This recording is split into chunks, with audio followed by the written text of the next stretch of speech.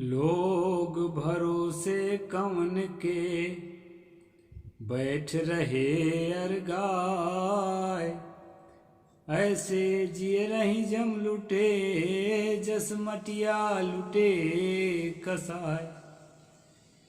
नमस्कार साथियों, मैं अविनाश दास रैशनल कबीर यूट्यूब चैनल में आप सबका हार्दिक स्वागत करता हूं।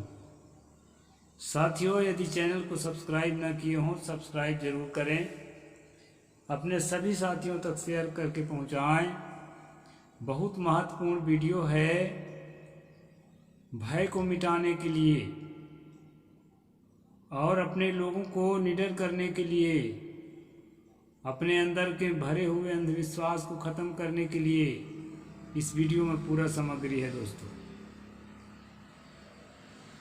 पहले सतगुरु कबीर साहब की साखी के मैं अर्थ बताता हूँ, जो एक मोटिवेशनल कहना चाहिए कि टॉपिक है। सतगुरु ने कहा, लोग भरोसे कौन के बैठ रहे अरगाय, ऐसे जी रही जम लूटे जस मटिया लूटे कसाय। साहेब कहते हैं, ये दुनिया के लोग किसके भरोसे हाथ पर हाथ धर के बैठे हुए हैं। पुरुषार्थ नहीं करते, श्रम नहीं करते, तर्कशील सोच नहीं सोचते, भ्रम से बाहर नहीं निकलते।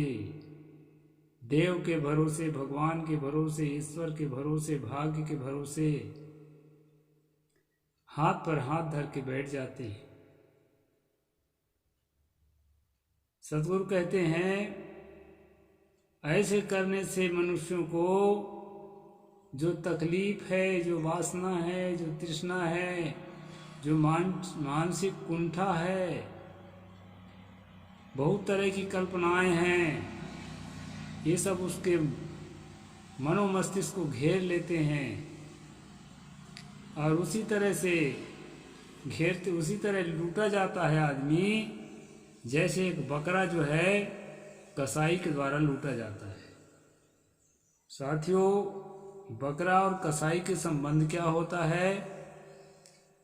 बकरा को जब हरी हरी पत्ती कसाई खिलाता है तो बकरा को लगता है कि ये मेरा परम हित ऐसी है, ये मेरा रक्षक है, ये मेरा पालक है, ये मेरा माता पिता है। तुम्हें माता च पिता तुम्हें बंधु च सखा तुम्हें सर्वम मम देव देव, ऐसे बकरा को लगता है। लेकिन क्या होता है दोस्तों, वो कसाई बकरा को उसके गर्दन काट करके, उसके टुकड़ा टुकड़ा नोच करके उसको जो है बिक्री कर देता है। कुछ खाता है, कुछ बिक्री कर देता है।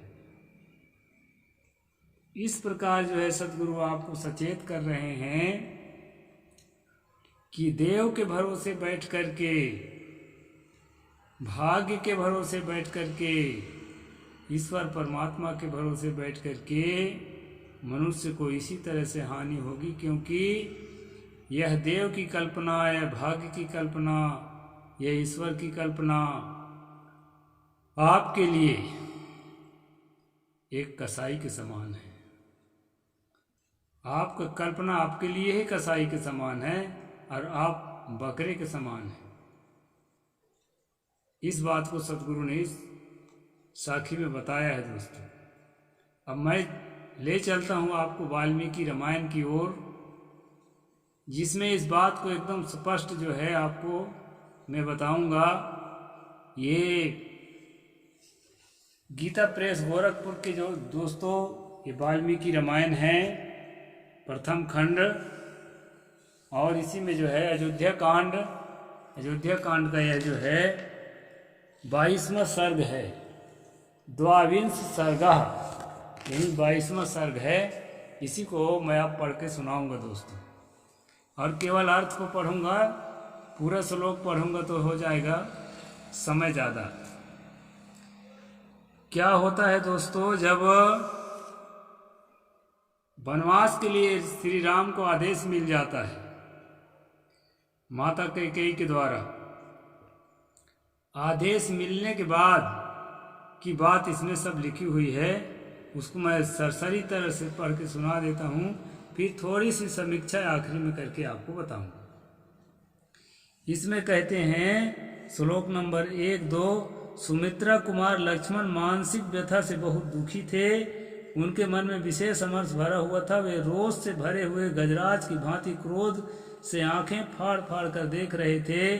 अपने मन को बस में रखने वाले श्री राम धैर्यपूर्वक चित्त को निर्विकार रूप से काबू में रखते हुए अपने हितैषी सुहृद प्रिय भाई लक्ष्मण के पास जाकर इस प्रकार बोले।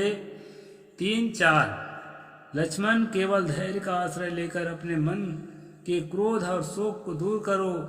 चित्त से अपमान की भावना निकाल दो और हृदय में भली भांति हर्ष भरकर मेरे अभिषेक के लिए यह जो उत्तम सामग्री एकत्र की गई है, इसे शीघ्र हटा दो और ऐसा कार्य करो जिससे मेरे वन गमन में बाधा उपस्थित ना हो। ये जो है दोस्तों, लक्ष्मण को आर्डर कर रहे हैं श्री राम कि मेरे अभिषेक की सामग्री को हटा दो। अब तो अभिषेक होना नहीं है, जंगल जाने का आर्डर हो ही गया है, और मन में धैर्य रखो।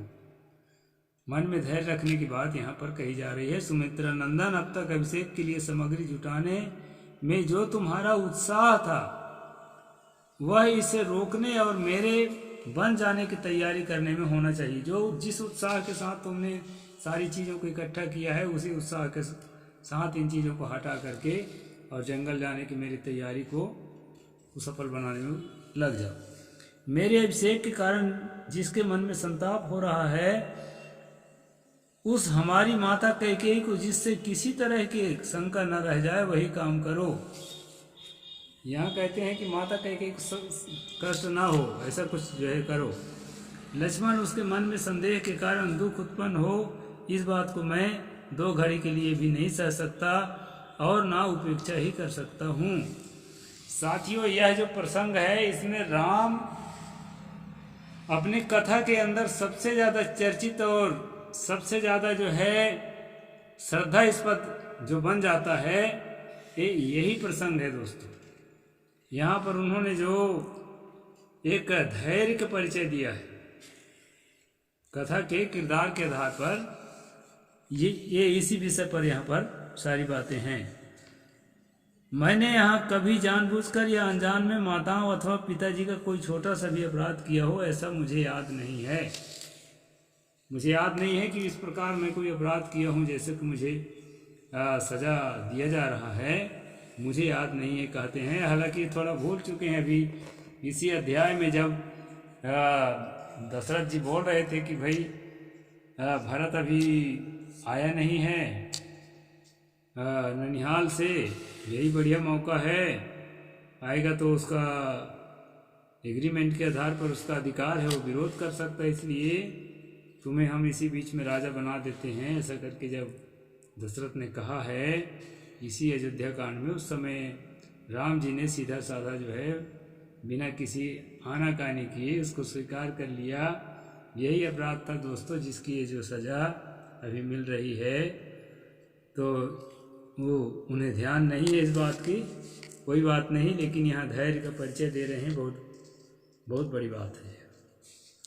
पिताजी सदा सत्यवादी और सत्य पराक्रमी रहे, वे परलोक के भय से सदा डरते रहे हैं, इसलिए मुझे वही काम करना चाहिए जिससे मेरे पिताजी का पारलौकिक भय दूर हो। परलोक का भय, मरने के बाद अभी हम अगर अधिक शक्तिशाली हैं तो हम कुछ भी कर लेंगे, अपराध भी कर लेंगे, निरपराध को सता लेंगे, लेकिन जो है मरने के बाद क्या होगा, इस बात का भय को परलोक भय कहा जाता है दोस्तों। तो ये भय जो है दशरथ को है, इसलिए वो संभल कर काम करते हैं, ऐसा यहाँ राम जी का कहना है। यदि इस अभिषेक संबंधी कर्म को रोक नहीं दिया गया तो पिताजी को मन ही मन यह सोचकर संताप होगा कि मेरी बात सच्ची नहीं हुई, और उनको यह मन संताप सदा संतप्त करता रहेगा। लक्ष्मण, इन्हीं सब कारणों से मैं अपने अभिषेक कार्य शीघ्र रोककर ही इस नगर से वन को चला जाना चाहता हूँ। आज मेरे चले जाने से कृतकृत हुई राजकुमारी कैकेयी अपने पुत्र भरत का निर्भय एवं निश्चिंत होकर के अभिषेक कराए। मैं बलकल और मृगचर्म धारण करके सिर पर जटाजूट बांधे जब वन को चला जाऊंगा, तभी कैकेयी के मन को सुख प्राप्त होगा। तो इस प्रकार से दोस्तों ये 13वां नंबर का श्लोक है। बढ़ जाए 13वां नंबर का श्लोक है। आगे जो है कहते हैं, जिस विधाता ने कैकेयी को ऐसी बुद्धि प्रदान की है तथा उसकी प्रेरणा से उसका मन मुझे वन भेजने में अत्यंत दृढ़ हो गया है, उसे विफल मनोरथ करके कष्ट देना मेरे लिए उचित नहीं है। यहां से शुरू होता है दोस्तों विधाता वाली बात। यानी कोई विधाता है, राम जी कह रहे हैं कोई विधाता है जो किसी के मन को प्रेरित करके वैसा करने के लिए तैयार करता है या मजबूत करता है। यहीं से अदृश्य शक्ति या अलौकिक शक्ति का भय बहुजनों के मन में क्रिएट किया जाता है। इसी बात को रखने के लिए मैं खासकर इस वीडियो को बना रहा हूँ। इसमें कुछ अच्छी बातें आई है, उसको भी आप लोग स्वीकार करते जाना।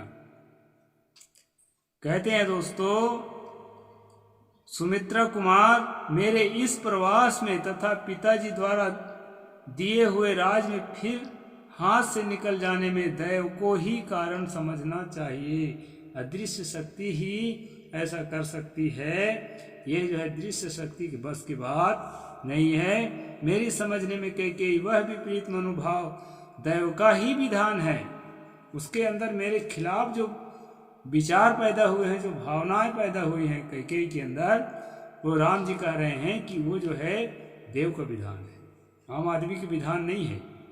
यानी उसका अपना विचार नहीं है, ये देव द्वारा प्रेरित है। यदि ऐसा ना होता तो वह मुझे वन भेजकर पीड़ा देने का विचार क्यों करती। सोम, तुम तो जानते ही हो कि मेरे मन में पहले भी कभी माताओं के प्रति भेदभाव नहीं हुआ है और कैकेयी भी पहले मुझ में या अपने पुत्रों में कोई अंतर नहीं समझती थी। अपने पुत्र में एक ही पुत्र तो है, भरत। मेरे अभिषेक को रोकने और मुझे वन में भेजने के लिए उसने राजा को प्रेरित करने के निमित्त जिन भयंकर और कटुवचनों का प्रयोग किया है, उन्हें साधारण मनुष्यों के लिए भी मुंह से निकालना कठिन है। उनकी ऐसी चेष्टा में मैं देव के सिवाय दूसरे किसी कारण का समर्थन नहीं करता हूँ। इस प्रकार साथियों, यहाँ पर देववाद को मजबूत करने का श्री राम के मुख से वाल्मीकि ने प्रयास किया है। मैं आप लोगों को ये बताना चाहता हूँ इस प्रसंग के माध्यम से कि सबसे पहले श्री राम को लीडर बनाते हैं, हीरो बनाते हैं, इसके बाद उसको भगवान बनाया जाता है। और इसके बाद क्या करते हैं दोस्तों, इसके बाद उसके मन से, उनके मुख से ऐसी बातों को जनता के लिए कहलवाया जाता है जिससे कि जनता के मन में अदृश्य शक्ति के प्रति, देव के प्रति, भाग्य के प्रति, विधाता के प्रति डर बना रहे।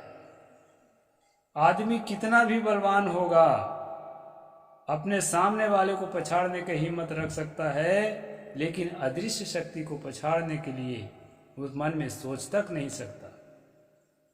इसलिए साथियों, अदृश्य शक्ति को ये धार्मिक किताबों के माध्यम से आपके दिलो दिमाग में स्थापित किया जाता है और सबसे पहले स्थापित करने के लिए एक सिचुएशन तैयार किया जाता है। एक अच्छा बुद्धिमान और एक अच्छा समझदार और एक अच्छा जो है धैर्यवान, यहाँ राम जी बहुत धैर्यवान है और एक बहुत सहनशील है, और इस तरह से एक महान आदर्श की तरह प्रस्तुत करके और उसके माध्यम से बहुत विद्वान की तरह प्रस्तुत करके और उसके माध्यम से फिर अपनी बात को जो है दोस्तों रखा जाता है ताकि जनता अच्छी तरह से उस पर भरोसा कर सके। यह ब्रेन वॉश का एक तरीका है।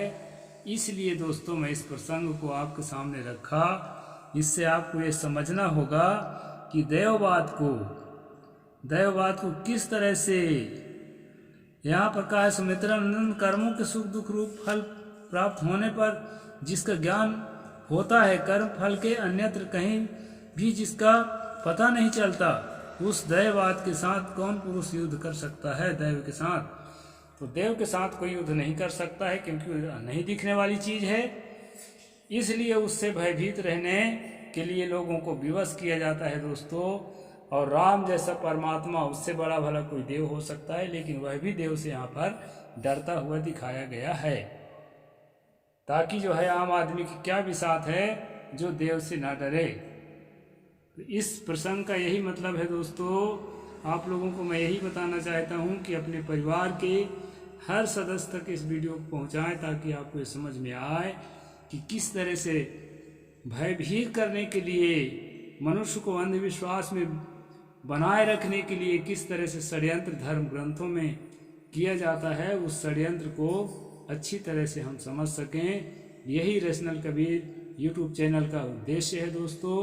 वैज्ञानिक सोच और तर्कशील बुद्धि को विकसित करने के लिए और देश में एक वैज्ञानिक चेतना को स्थापित करने के लिए यह चैनल है। आपने धैर्य से देखा, इसके लिए बहुत बहुत शुक्रिया है। और साथियों, अन्य लोगों तक भी पहुंचाएं।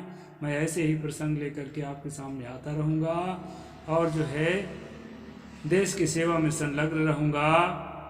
साहिब बंदगी। जय भारत, जय भीम, नमो बुद्धाय, जय जोहार।